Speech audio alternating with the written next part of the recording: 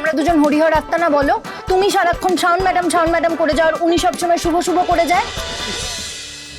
রুদ্রপুরে বহু বছর পরে উৎসব হচ্ছে, আর এই উৎসবে পবিত্র কলসি বহনের দায়িত্ব থাকে বড় বাড়ির পরিবারের সন্তানদের ওপর। তাই চাই বা না চাই রুদ্রপুর আমাকে যেতেই হবে, আর তোরা সবাই আমার সঙ্গে যাবি।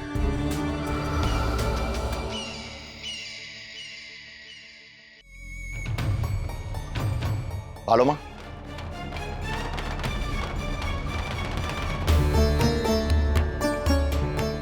তোমার কি হয়েছে বলো তো? রুদ্রপুর এই নামটা শোনার পর থেকে তোমার চোখ মুখ এরকম ফ্যাকাশে লাগছে কেন? তুমি এরকম অস্থির হয়ে পড়েছো কেন প্লিজ বলো। আর ভালো মা, তখন তোমার হাত থেকে তোমার ওই লাকি ঘড়িটাও পড়ে গেল। তুমি বললে শাওন রুদ্রপুরের নাম জানায় নাকি তোমার খারাপ টাইম অলরেডি স্টার্ট হয়ে গিয়েছে। প্লিজ আমাকে বলো এসবের মানেটা কি? তুমি কেন চাইছো না যে রুদ্রপুরে কেউ যাক? আমি চাইছি না, তার কারণ রুদ্রপুর যাওয়া মানে বীরু আর শাওনের সামনে অতীতটা চলে আসবে, ওরা মুখোমুখি হবে অতীতের, আর সেটা আমি চাই না। কিন্তু ভালো মা, তোমার না চাওয়াতেই বা কি হবে? তুমি তো দেখলে মামা রুদ্রপুরে যাওয়ার জন্য এক পায়ে রাজি। ইনফ্যাক্ট মামা এটাই বললো যে রুদ্রপুরে যাওয়ার জন্য যদি মন্ত্রিত্ব ছেড়ে দিতেও হয় তাহলে মামা সেটাও করবে। আমি কিছুতেই বুঝতে পারছি না ওরকম একটা গন্ড গ্রামের একটা গেয় উৎসবে যাওয়ার জন্য মামা এত বড় ডিসিশন কেন নেবে। ওই রুদ্রপুরে আছেটা কি? কি আছে রুদ্রপুরে? রুদ্রপুরে এমন কিছু আছে যা আমার গোটা খেলাটা একেবারে পাল্টে দিতে পারে। এই যে বীরুর আমার প্রতি যে বিশ্বাস আছে, এত বছর ধরে আমি যেটা বজায় রেখেছি, সেই বিশ্বাস নিমেষের মধ্যে ভেঙে যেতে পারে। আর যদি সেটা হয় ম্যাডি, তাহলে আমি আর ওকে চালনা করতে পারবো না, আমার কোনো উপায় থাকবে না। শোনো ম্যাডি, বহু বছর আগে বীরুর আমার প্রতি এই বিশ্বাসটাকে ঘুঁটি বানিয়ে আমি আমার ষড়যন্ত্রের খেলা শুরু করেছিলাম। আর এই খেলার প্রথম ধাপই শুরু হয়েছিল রুদ্রপুর থেকে। বীরুর মনে শাওনের জন্য ঘৃণা তৈরি করা, শাওন যখন ছোট ছিল ওর মায়ের কাছ থেকে ওকে আলাদা করে দেওয়া, তারপর নন্দিতা সম্পর্কে মিথ্যে কথা বলে বলে বলে বলে বীরুর মনটা একেবারে বিষিয়ে দেওয়া। শাওন যদি ওখানে পৌঁছয় তাহলে এই সবটা তো ও জেনে যাবে, আর ও যদি সত্যিটা জেনে যায় তাহলে ও তো বীরুকে সেটা জানাবেই। একটা সামান্য পুরনো চিঠি, ওর মায়ের উদ্দেশ্যে লেখা একটা সামান্য পুরনো চিঠি পেয়ে শাওন সেনকে অতটা ঝামেলা করলো ভালো মা। ও যদি রুদ্রপুরে যায় ও তো সবটা জেনে যাবে, ও মামার সমস্ত ভুল ভাঙিয়ে দেবে, মামার একেবারে কাছাকাছি চলে আসবে এবার শাওন। সেই জন্যই তো বলছি ওদের ওখানে যেতে দেওয়া যাবে না ম্যাডি, ওদের আটকাতেই হবে।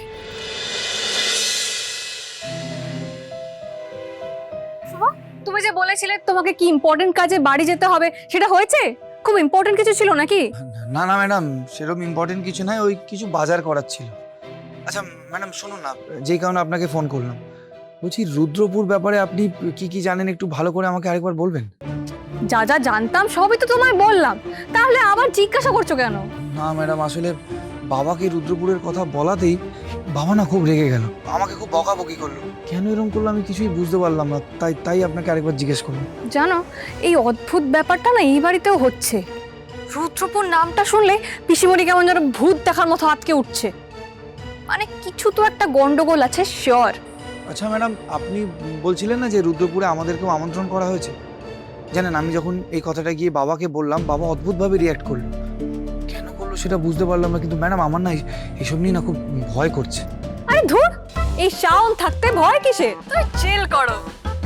রুদ্রপুর নিয়ে এখন বেশি কিছু ভেবোই না, ওখানে কি রহস্য আছে সেটা ওখানে গিয়ে দেখা যাবে। ম্যাডাম বলছিলাম, যাওয়াটা কি ঠিক হবে? রকম সকম দেখে তো আমার কেমন হাত পা কাঁপছে।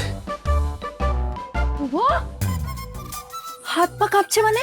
তোমার দেখে দেখে তোমার জ্বর এসছে, তোমার শরীর খারাপ করছে, কি হচ্ছে? তুমি আমাকে বলো না, তোমার পালসটা চেক করে দাও, আমি দেখি। এইসব কিছু করার দরকার নেই শ্রীপর্ণা, আমি একদম ঠিক আছি।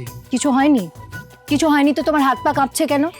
তোমাকে কতবার বলি যে দিনরাত এত কাজ করার দরকার নেই, কত পরিশ্রম করো বলো তো তুমি? দেখলে তো কেমন শরীরটা খারাপ হয়ে গেল। আর আর তোমার শরীর খারাপ হয়েছে, তুমি তো আমাকে ডাকতে পারতে। আমাকে না ডেকে তুমি কার সাথে ফোনে কথা বলছো? আমাকে একটু বলো কি হয়েছে, আমাকে একটু বলো প্লিজ। হয়নি শ্রীপর্ণা, আমি একদম ঠিক আছি।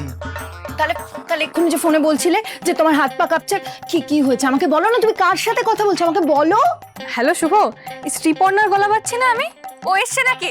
তাহলে ফোনটা একবার দাও না, ওকে অনেকদিন কথা হয়নি। আরে ম্যাডাম, আপনি ওর সঙ্গে কি কথা বলবেন? শ্রীপর্ণা না এখন কথা বলার মুডে নেই ম্যাডাম। শুনতে পাচ্ছেন না কিরকম হাই হাই করে চেঁচাচ্ছে আর লাফাচ্ছে? এই কি বলছো আমার ব্যাপারে তুমি? এক সেকেন্ড শ্রীপর্ণা, বলছিলাম কি, আমি ম্যাডামের সঙ্গে না একটু জরুরি কথা বলছি। কথাটা শেষ হয়ে গেলেই তোমার সব প্রশ্নের উত্তর দেবো। তুমি একটু শান্ত হয়ে এখানে দাঁড়াও প্লিজ। না, আমি কেন দাঁড়াবো? আমি কি ভূত? আমি ভূতের মতো এখানে দাঁড়িয়ে থাকবো আর তুমি শাওন ম্যাডামের সাথে কথা বলবে? সেটা হবে না। তোমার যেটা বলার তুমি আমাকেই বলবে, শাওন ম্যাডামকে না। আমাকে দাও ফোনটা, আমি ওনার সাথে কথা বলবো। দাও, আরে দাও ফোনটা। শ্রীপর্ণা, আরে শ্রীপর্ণা থাক না, টানাটানি কেন করছো? আচ্ছা নাও। হ্যালো, হাই শ্রীপর্ণা, কেমন আছো? বাবা, মহারানী ম্যাডামের এতদিনের সময় হলো আমার খোঁজ নেওয়ার? না, সেদিন তো দেখলাম ওই পুরনো বাইকটা করে আপনি শুভর সাথে এমন ভাবে বেরিয়ে গেলেন যেন মনে হচ্ছে আপনি আর শুভ কোনো একটা যুদ্ধে যাচ্ছেন। প্রজাদের জন্য আপনার কাছে সময় কোথায় বলুন? এবার না না না, এমন কোনো ব্যাপারই নয়। আসলে সেদিন খুব ফেরার তাড়ায় ছিলাম তো, তাই আমি। ও তাড়ায়, হ্যাঁ, আপনি তো তাড়ায় ছিলেন আবার। হ্যাঁ, তাড়ায় থাকলে আপনি আর আমাকে কিভাবেই বা দেখতে পাবেন? তাছাড়া শুভ আপনার সামনে দাঁড়ালে আপনি তো আবার কাউকে দেখতেই পান না, কারণ বেশিরভাগ সময় তো শুভ আপনাদের বাড়িতে থাকে, আর যখন শুভ নিজের বাড়িতে থাকে তখন তো আপনি এই বাড়িতে চলে আসেন। সেইটাই তো আমি জানি, আমি বুঝতে পারছি যে আপনি তো শুভকে ছাড়া আর শুভ আপনাকে ছাড়া থাকতেই পারে না। কি যাতা বলছো তুমি শ্রীপর্ণা? কেন? তোমরা দুজন হরিহর আত্মা না বলো? তুমি সারাক্ষণ শাওন ম্যাডাম করে যাও আর উনি সবসময় শুভ করে যায়। তুমি চুপ করো তো, কেন উল্টোপাল্টা কথা বলছো? হ্যালো শাওন ম্যাডাম, আপনি না প্লিজ শ্রীপর্ণার কথা কিছু মাইন্ড করবেন না। ও সারাক্ষণ মুখে যা আসে তাই বলতে থাকে, কাঁচির মতন মুখ চলে সারাক্ষণ। না, আমি কিছু মনে করিনি। ওর বকবকগুলো আমার বেশ মিষ্টিই লাগে। যাকে, তুমি তো আবার সকালে বাড়িতে আসছো, তখন আবার কথা হবে। এখন রাখলাম, গুড নাইট। হ্যাঁ ম্যাডাম, গুড নাইট। শ্রীপর্ণা, তুমি না শুধু হাইটেই বড় হয়েছো, বুদ্ধিটা তোমার একদম বাড়েনি। তুমি জানো না কার সঙ্গে কিভাবে কথা বলা উচিত? সে তো তুমিও জানো না যে কার সাথে কতটা কথা শেয়ার করা উচিত। যে কথা তোমার আমাকে বলার কথা, সেটা তুমি আমায় না বলে অন্য কাউকে বলছো। কেন বলছো বলো? কেন? কেন মানে? আমি রুদ্রপুরের কথা তোমাকে কেন বলতে যাব? কি জানবে তুমি? কি? রুদ্র কি বললো? রুদ্রমূর্তি বললে না? কি রুদ্রমূর্তি? কার রুদ্রমূর্তি বলো আমাকে। শ্রীপর্ণা, আমাকে না ক্ষমা করে দাও, আমার ঘাট হয়েছে এখানে এইভাবে দাঁড়িয়ে তোমার সঙ্গে কথা বলার চেষ্টা করার জন্য। আমার মাথাটা না পুরো ঝিমঝিম করছে, আমাকে প্লিজ একটু একা থাকতে দাও। শুভ, আমাকে একটু বলে যাও। শুভ, আমাকে একটু বলে যাও কার রুদ্রমূর্তি।